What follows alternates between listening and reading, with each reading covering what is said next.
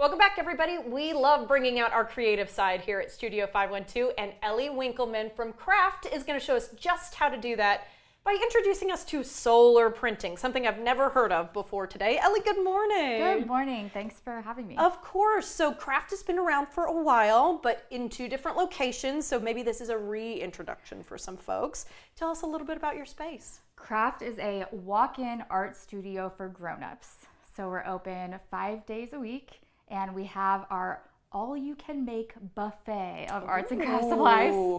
Things like paint, magazines, and books for vision boards or collage, tons of glitter, different types of glue, and many more random things. So the first time you come in, we'll give you a whole orientation tour, so you get a sense of how it works, and then you just get to play and work on whatever you want. We're there to help, and we clean up.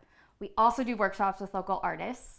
And one of our upcoming workshops that we just added to the calendar is solar printing. Yeah, solar printing. Talk to me about that, because this is a concept I've never heard of, and it turns out it involves fabric dyes I've also never heard of. We're learning a lot today. Including a new vocab word, photogram. Photogram. Which is like a photograph of an object, but without a camera. Oh, okay. So that's what you can do using sunlight. Okay. So yeah, talk to me about how sunlight is really the catalyst for a lot of what we're doing here. So we start by applying a photoreactive dye to either paper or fabric. I think it's more fun when you can wear the thing. Sure. But you can also make cards or posters or all sorts of neat I'm art. thinking tote bag, y'all. I'm thinking tote bag. Yeah.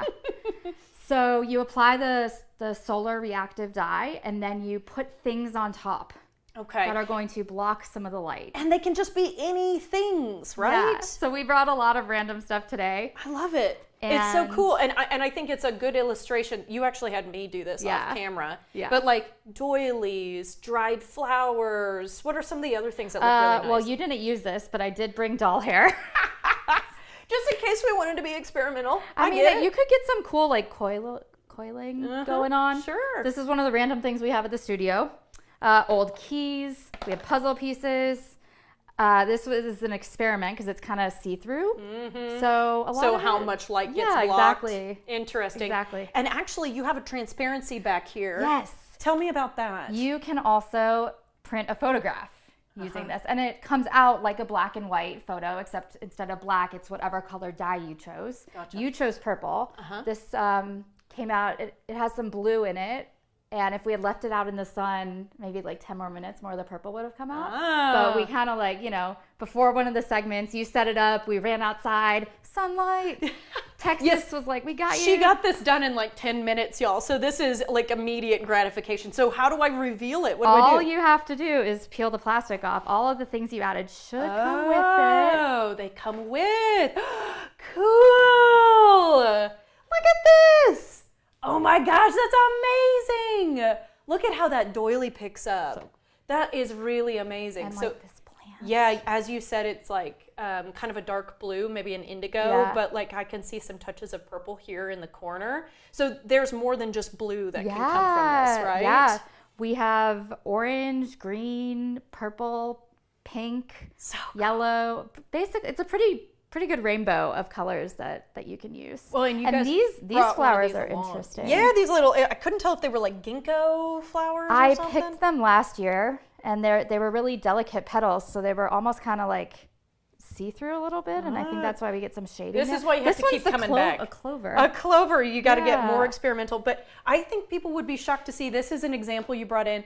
I am shocked at the detail that this fabric can pick up. It's really amazing, including, I'm sorry that we didn't do a photo ahead of time because it looks like a photograph. That is beautiful. That is really fun stuff. Like you could do your face. Ah, cool, as a photograph. Yeah. And then transparency. Yeah. Neat stuff. And that's not the only thing you guys have going on. You have lots of fun classes coming up. So that's slightly different than the walk-in, right? Right. Okay, so walk-in, we're open 5 days a week. You can make a reservation, but you don't have to. If you have a group, we do recommend it though. Of course.